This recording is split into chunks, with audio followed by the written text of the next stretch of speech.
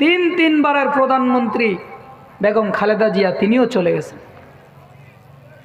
কেউ থাকতে পারবে? এখন তো আরো যারা অনেকেই অসুস্থ আছেন, হয়তো কেউ চলে যাবেন, কথা বলেন ঠিক কিনা? তবে রাজা প্রজা উম্মতের ভিতরে কেউ জীবিত থাকতে পারবে না, সবাই মরণশীল, সবাই মরতে হবে, কথা বলেন ঠিক কিনা? আমরা কোন জায়গার যাত্রী? আমরা কোন জায়গার যাত্রী? এখানে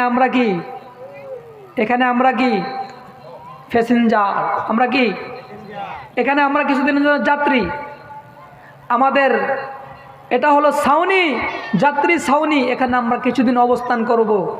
এখান থেকে অবস্থান করলো এই জন্য পাঠাইছে, দুনিয়াটা একটা কি, আর দুনিয়া দারুল ইমতিহান, দুনিয়া একটা পরীক্ষাগার। দুনিয়া একটা কি পরীক্ষাগার। এই দুনিয়ায় পরীক্ষার ঘন্টায় কতদিন, কয় ঘন্টা থাকে? সর্বোচ্চ কয় ঘন্টা? আগে পরে ঢোকা যায়? পরীক্ষা শেষ কেউ থাকতে দিবে? পরীক্ষার টাইমটা শুধু থাকবে, আগে পরে থাকার সুযোগ। ঠিক তদ্রূপ দুনিয়াটা একটা পরীক্ষাগার। এই দুনিয়ায় পরীক্ষার জন্য আল্লাহ তাআলা আমাকে আপনাকে পাঠাইছে। দুনিয়ার পরীক্ষার টাইম যখন শেষ, মানে আমার হায়াতে জিন্দেগি যখন শেষ হয়ে যাবে, আর আমাকে দুনিয়া থাকতে দিবে। আপনি যখন মৃত্যুবরণ করবেন, এলান হয়ে গেছে, বুরুন্দি মসজিদ থেকে, মসজিদের মাইক থেকে এলান হয়ে গেছে, অমুক ব্যক্তি মৃত্যুবরণ করেছে, অমুক ব্যক্তি দুনিয়া থেকে ইন্তেকাল করেছে। সর্বোচ্চ আপনাকে 10 ঘন্টা বা 20 ঘন্টা বা 1 দিন বা 2 দিন রাখবে, লেকিন 3 দিনের দিকে তোমার আর কেউ তোমাকে রাখবে না। এখন তো ফ্রিজিং গাড়ি বের হয়ে গেছে। রাত্রে যখন মারা যায়, ঘরের ভিতরে সর্বোচ্চ তোমাকে রাত্রটা রাখবে, সকালবেলা তোমাকে ঘর থেকে বের করে দিবে, কথা বলেন ঠিক কিনা? আবার একদিন যখন পার হয়ে যাবে, বলে লাশটা যে কোনো সময় পছন্দ হতে পারে। সন্তান ভয় পায়, স্ত্রীও ভয় পায়, যে কোনো সময় পছন্দ ধরতে পারে। যেখানে গোসল করাইছে সেখানে কেউ যাইতে চায় না, কথা বলেন ঠিক কিনা? যেই খাটে ঘুমাইছে সেখানে ভয়ে কেউ যাইতে চায় না। সবাই তোমাকে আস্তে আস্তে ভুলে যাইতেছে, সবাই তোমাকে বিদায় দেওয়ার জন্য তৈয়ার হয়ে গেছে। বুঝা গেল, দুনিয়ায় তুমি একজন যাত্রী। এই দুনিয়া থেকে সবাই যেতে হবে। এই দুনিয়ায় কেউই স্থায়ী থাকতে পারবে না। আমরা দুনিয়ায় সবাই কি যাত্রী, সবাই এখান থেকে চলে যেতে হবে। দুনিয়ায় কেউ থাকতে পারবো? আমরা কোথায় যাত্রী? কোথায় যাত্রী? কোন জায়গার? হ্যাঁ, মাশাআল্লাহ। কোন জায়গার যাত্রী? কবরস্থানে যেতে হবে। আমাদের কবর হলো ওয়েটিং রুম, কবর আমাদের সেখানে থাকতে হবে। কবরে থাকার পর, কবর থেকে তারপর আমাদের সেখানে হিসাব নিকাশ হবে। হিসাব নিকাশ হওয়ার পর তারপর আমাদের কি হবে? হয়তোবা জান্নাত হবে, হয়তোবা জাহান্নাম হবে, ঠিক কি না? হয়তোবা আমাদের পরকালে যদি ভালো কাজ করে যাই, তাহলে আমাদের কি হবে? ভালো কাজ করলে আমার কি হবে? জান্নাত। আর যদি খারাপ কাজ করি তাহলে কি হবে?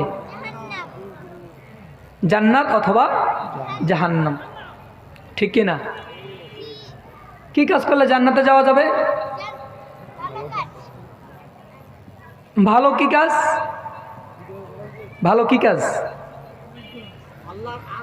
আদেশ এবং নিষেধ মাইনে চলতে হবে। হ্যাঁ, সুন্দর কথা বলেছেন স্বপন ভাই। একটা বয়ান আমি শুনেছি, মৌলিক 2টি জিনিস থেকে বাঁচতে হবে। 2টি জিনিস করবে। 1 নাম্বার হচ্ছে আল্লাহ তাআলা যেটা আদেশ করে সেটা মানতে হবে, আমলে রূপান্তর করতে হবে। যেটা আল্লাহ তাআলা নিষেধ করে সেটা থেকে বিরত থাকতে হবে। যেটা আদেশ করছে কিন্তু মানে নাই, এটা আল্লাহ তাআলা নাফরমানি। যেটা নিষেধ করছে কিন্তু করছে, নিষেধ করছে কিন্তু কি করছে, নিষেধ করার পরেও সে এটা কি করছে, করেছে, তাহলে এটা হচ্ছে নাফরমানি। যেটা আদেশ করেছে সেটা কি করতে হবে, করতে হবে, যেটা নিষেধ করেছে সেটা বর্জন করতে হবে, ঠিক কি না? আদেশটা মানতে হবে, নিষেধটা ছাড়তে হবে। কিন্তু এখন আমাদের কি হয়েছে, আদেশটা আমরা কি করছি, ছাড়িয়া দিছি, নিষেধটা ধরে নিছি, ঠিক কি না?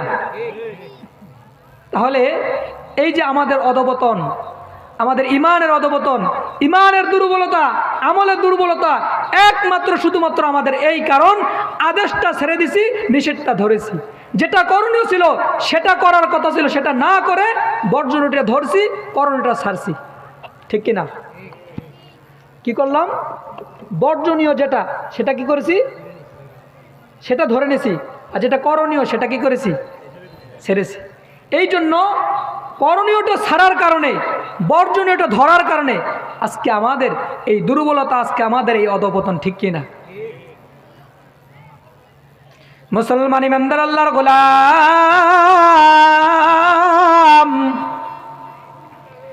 এই জন্য মুসলমান, এই যে আল্লাহ তাআলা বলেছেন, ইয়া আইয়ুহাল্লাযীনা আমানুত্তাকুল্লাহ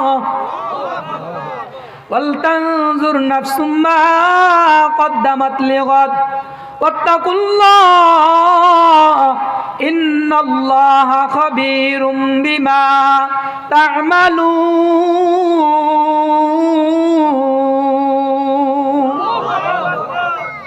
মুসলমানি বুয়াদ গরদন নেহাদান, ऐनाने खुद बदस्ते खाज़दादान, गर्व सूरत आदमी साबुदे, अहमद अबू जहलो हम एक साबुदे। আল্লাহ তাআলা বলেছেন, পরকালের জন্য তোমরা কি আমল করো, কি আমল করো, আমি ইন্নাল্লাহ খবীরুম বিমা তা'মালুন। খবীর মানে কি? এই যে আমাদের সিসি ক্যামেরা লাগাইছে কাউসার ভাই, সিসি ক্যামেরা লাগানে আমাদের যে মসজিদ থেকে মুয়াজ্জিনের মোবাইল চুরি হয়ে গেল না, সিসি ক্যামেরা লাগার কারণে মোটামুটি কিছু একটা শনাক্ত করা গেছে কি গেছে না? তাহলে সিসি ক্যামেরা মোটামুটি এই বিল্ডিংয়ের আশপাশ আওতাধীন সিসি ক্যামেরা ভুক্ত হয়ে গেছে। অপরাধ করলো কি হয়ে যাবে, ধরা পড়বে কার হাতে? যিনি লাগাইছেন সিসি ক্যামেরা তার হাতে। যে অপরাধ করবে সেটা ধরা পড়ে যাবে যিনি লাগাইছেন মনিটরের কাছে, ঠিক কি না? আল্লাহ বলেন, বান্দা তোমার ডানে বামে কিন্তু সিসি ক্যামেরা লাগানো আছে না নাই? আছে না নাই? এই সিসি ক্যামেরা কারেন্ট গেলে বন্ধ হয়ে যায়, ঠিক কি না? ব্যাটারি থাকলে হয়তো চালু থাকে, কিন্তু এক সময় বন্ধ হয় কি হয় না? লেকিন তোমার আমার ডানে বামে যে সিসি ক্যামেরা লাগানো আছে, এই সিসি ক্যামেরা মৃত্যু পর্যন্ত বন্ধ হবে না, কথা বলেন ঠিক কি না? যেদিন তোমার থেকে এই হাওয়াটা, নিঃশ্বাসটা চলে যাবে, তোমার মৃত্যুটা চলে আসবে, সেদিন তোমার সিসি ক্যামেরা বন্ধ হয়ে যাবে, ঠিক কি না? আর ওই সিসি ক্যামেরা যা কিছু আছে সব কিছু কি করতেছে, রেকর্ডিং সহ ভিডিও সব কিছু এখানে করতেছেন যিনি তিনি কে? ডানে বামে একজন দুইজন আছে না নাই? সিসি ক্যামেরা ফাঁক দেওয়ার সুযোগ আছে, চোর এভাবে লুকাইতে পারে আর চিনা যায় না, মুখ লুকাইতে পারে আর চিনা যায় না। লেকিন এখানে যদি মুখ লুকাইয়াও মনে মনে কি ধারণা করে, লুকায় লুকায় অন্ধকারে কি করে, সব কিছু সিসি ক্যামেরা ধরে ফেলে, কথা বলেন ঠিক কিনা? এটাকে দুনিয়ার সিসি ক্যামেরা না পরকালের সিসি ক্যামেরা? এটা আল্লাহ তাআলা সিলেক্ট করেছে। এই সিসি ক্যামেরা সব কিছু ভিডিও হয়ে যায়, ক্যামেরা বন্দি হয়ে যায়। এই সিসি ক্যামেরা থেকে হারানোর সুযোগ নাই। সেটার নাম কি?